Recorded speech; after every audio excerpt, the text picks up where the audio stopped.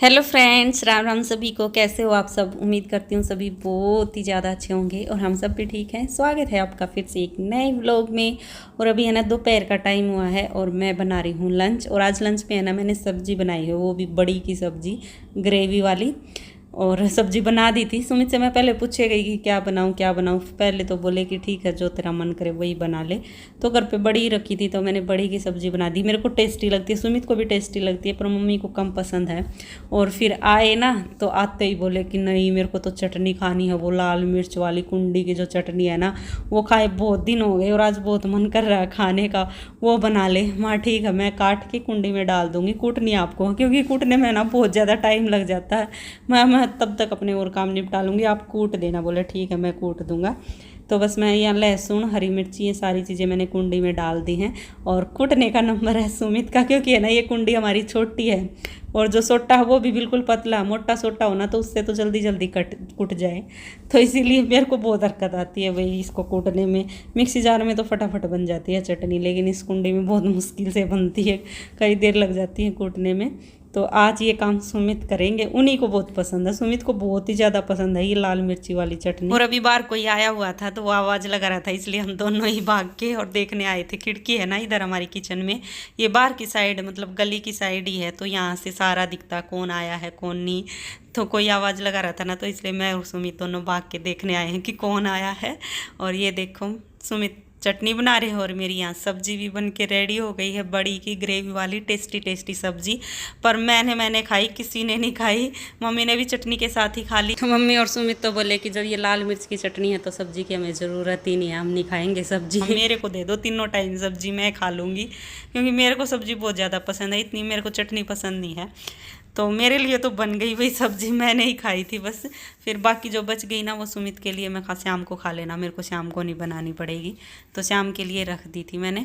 और फिर चटनी बनने के बाद सुमित बोले ये लाल मिर्ची की चटनी के साथ तो पराठे ही अच्छे लगेंगे, चाहे सिंपल बना दे, बस घी लगा दे रोटी के ऊपर, क्योंकि लाल मिर्ची की चटनी होगी ना अब तो मेरा पराठे खाने का मन है। मैं कहा चलो सिंपल ही बनाऊंगी। बस मैंने ये रोटी बना के उनके ऊपर से घी लगाया था, सिंपल पराठे बना दिए थे। तो चटनी और लाल मिर्ची की चटनी और पराठे बन के रेडी हैं, साथ में सब्जी भी है। तो आ जाओ आप सब भी हमारे साथ लंच कर लो। और लंच वगैरह करके किचन के सारे काम निपटा के थोड़ी देर तो मैंने रेस्ट किया था, और उसके बाद फिर मैं लग गई थी प्रेस करने, जो सबसे बड़ा और मुश्किल काम होता है वो भी गर्मियों में, क्योंकि प्रेस करते टाइम बहुत ही ज़्यादा गर्मी लगती है। वैसे थोड़े ही कपड़े थे, ज़्यादा नहीं थे, क्योंकि मैं देखो सूट बहुत ही कम पहनती हूँ और टी शर्ट लोअर पे तो मैं प्रेस करती नहीं, मैं क्यों घर में ही पहनती हूँ, कहीं बाहर तो पहन के जाती नहीं। अभी तो घर में ही रह रही हूँ, पता नहीं सूटों का नंबर तो कितने कितने दिनों में आता है। तो एक आधी सुमित की शर्ट थी, मेरे सूट थे, मैं थोड़े से ही हैं कर लेती ही इनको। वैसे ज़्यादा टाइम नहीं लगा, लेकिन थोड़ी सी देर में है ना पसीनों में इतनी तर बतर हो गई, जबकि मैंने पंखा भी चला रखा था पर एसी नहीं चला रखा था, तो इसलिए इतनी गर्मी लग रही थी। तो गर्मी में तो और भी ज़्यादा गर्मी लगती है प्रेस करते टाइम, और वैसे भी गर्मी इतनी पड़ रही है ना, वही बाहर पूरे दिन नहीं निकला जाता। हम तो जैसे घर में रहते हैं और जब बाहर निकलते हैं ना तो ऐसी गर्मी लगती है ज़बरदस्त वाली। तो ऐसी गर्मी में तो है ना बस यही रहता है जल्दी से अपना सारा सुबह का काम निपटा ले और फटाफट पूरा घर बंद करके और एसी से घर को ठंडा कर ले, तब थोड़ा सा रिलैक्स मिलता है। नहीं तो सुबह तो है ना सुबह के काम निपटाते हैं ना तब इतने पसीने आ जाते हैं, बस नहा धो के पूरा घर ठंडा करके और फिर रिलैक्स करते हैं हम। और अभी हो गया है शाम का टाइम, तो मैं लग गई हूँ खाना बनाने। और आज मैं खाने में मम्मी के लिए बना रही हूँ दलिया, क्योंकि मम्मी को ही पसंद है दलिया। ये नमक वाला दलिया ना तो मेरे को पसंद है, और सुमित को तो कैसा भी पसंद है, ना मीठे वाला ना नमक वाला। मैं तो फिर भी जो गुड़ वाला मीठे वाला दलिया होता है ना वो मेरे को बहुत ज़्यादा पसंद है, लेकिन मम्मी को नमक वाला पसंद है ना, तो इसलिए मैं नमक वाला ही बना देती हूँ।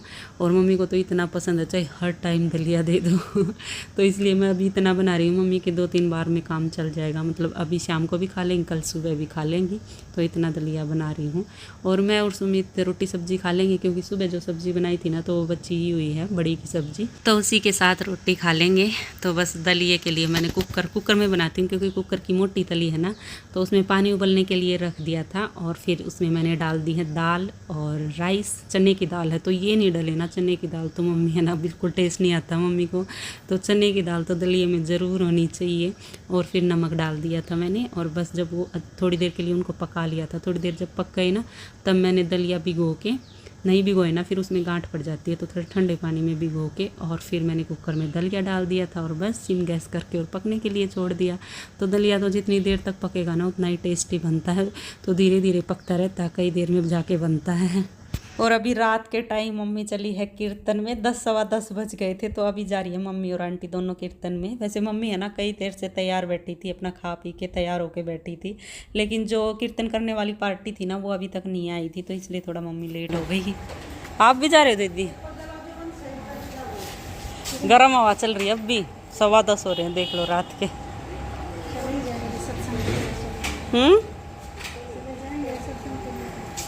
जाओ, हिम्मत मारो। ऑटो रिक्शा रखवा है। Bye bye. अभी रात के देखो 10:15 बज गए हैं और मम्मी अभी गई है कीर्तन में क्योंकि है ना अभी शुरू हुआ है, शायद 10:15 बजे ही शुरू हुआ होगा। मम्मी ने 9:45 बजे के आसपास कॉल किया था कि शुरू हो गया या नहीं हो गया, पर कीर्तन करने वाले हैं ना तभी आए थे और बोले कि अभी तो दरबार सजा रहे हैं, तो अभी शुरू नहीं हुआ है। पहले तो 9 बजे का था, भाई 9 बजे शुरू हो जाएगा, लेकिन इतना लेट तो हो ही जाता है, तो अभी शुरू हुआ है कीर्तन। मेरे ख्याल से तो पूरी ही रात चलेगा, क्योंकि लेट शुरू हुआ ना तो लेट ही खत्म होएगा, पर मम्मी पूरा सुन के आएगी, जब खत्म होएगा ना तभी आएगी। तो आज तो मम्मी पूरा रात कीर्तन सुनेगी। और आज तो है ना मम्मी और को पैदल ही जाना पड़ गया, क्योंकि सुमित को तो कुछ काम हो गया तो वो उधर चले गए, और जहाँ कीर्तन हो रहा है ना वो थोड़ा दूर पड़ता है, जहाँ सुमन आंटी का घर है ना तो उसी गली में है उन आंटी का भी घर जो आज कीर्तन करवा रही हैं, तो थोड़ा दूर पड़ता है। पर मम्मी ये सोच रही थी कि सुमित छोड़ आएंगे, पर सुमित को कुछ काम आ गया तो वो पहले ही निकल गए थे और छोड़ने वाला कोई नहीं था। तो आज मम्मी और आंटी और अंजू दीदी तीनों पैदल ही गई हैं। पर अभी है ना ऑटो रुकवा रही थी, जैसे शाम का टाइम है, ऑटो वाले अपने घर के लिए जो जा रहे थे, खाली ऑटो जा रही थी तो वो रुकवा रही थी। पता नहीं वो मिली या नहीं मिली, आगे मिल भी गई हो, कई सारी जा रही थी इधर से, तो रुकवाने की कोशिश तो करी, शायद है ना आगे ऑटो मिल ही गई होगी, क्योंकि अंजू दीदी जब गई थी ना रुकवाने तो वो तभी तभी निकली थी, शायद आगे मिल भी गई हो। बस जाने की दिक्कत है, आते टाइम तो फिर भी सुमन आंटी या बाला आंटी के लड़के छोड़ जाएंगे, कोसाई भी, तो जाने की दिक्कत है। और ना भी मिली होगी ना तो अभी तो मतलब 10:15 हुए हैं, तो इतना ज़्यादा टाइम नहीं हुआ। शहरों में तो 11-12 बजे तक ऐसे रोड चलते ही रहते, कोई ना कोई बाहर निकला ही रहता है, तो 11-12 बजे तक तो कोई लेट नहीं होता।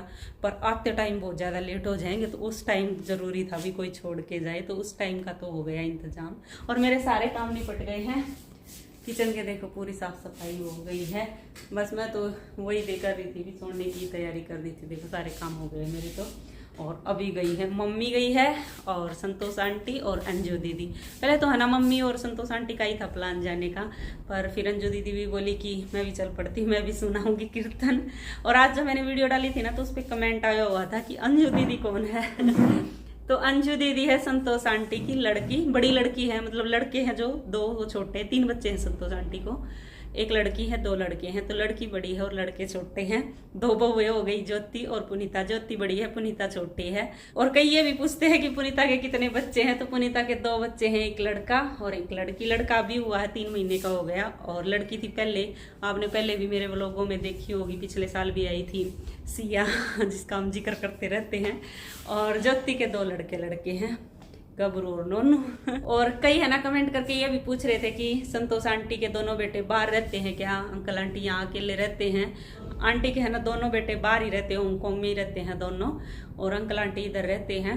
पर है ना हांगकॉन्ग ज़्यादा दूर नहीं है ना इंडिया से, तो उनका है ना जल्दी जल्दी चक्कर लगता ही रहता है। आपने देखा भी होगा, कभी पुनीता आ रही है, कभी ज्योति, कभी बिल्लू भैया, अभी मानो और सिया आएंगे, तो साल में पता नहीं कितने चक्कर लग जाते हैं। तो पास में होने का ये फायदा है, ऐसा लगता ही नहीं कि दूर है। और वैसे भी वीडियो कॉल से तो बात हो ही जाती है रोज कई बार है, और इतने चक्कर लगते रहते हैं, तो ऐसा फील ही नहीं होता कि दूर रह रहे हैं। और कई ये भी पूछते हैं कि आंटी है ना कहाँ की है, तो आंटी है ना राजस्थान साइड से है, डाणी बालोट आंटी का ससुराल है, गांव पड़ता है राजस्थान में डाणी बालोट। तो ससुराल भी आंटी का वहीं उधर ही है, राजस्थान में ही, मायका भी उधर ही है।